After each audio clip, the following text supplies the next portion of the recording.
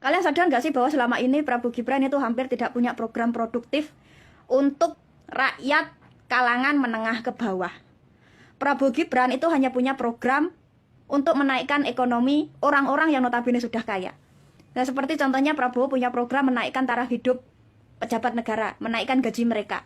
Sedangkan Gibran itu hanya fokus untuk menjalankan hilirisasi nikel.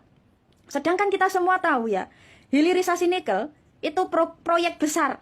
Proyek yang tentu tidak berdampak ekonomi kepada orang yang levelnya menengah ke bawah.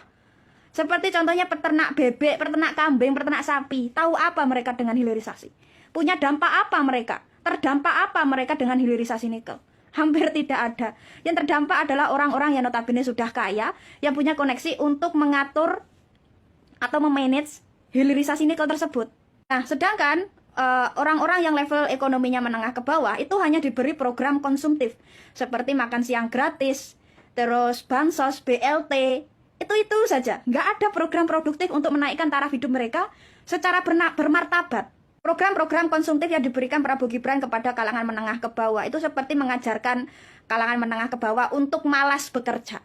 Dan kalangan menengah ke bawah seperti disetting untuk tidak dibiarkan maju. Dan lebih parahnya nih, setelah orang-orang yang taraf hidupnya menengah ke bawah ini hanya diberi program konsumtif seperti subsidi BLT, bansos, makan siang gratis, Gibran malah punya ide cemerlang untuk menaikkan pajak ke angka 23%.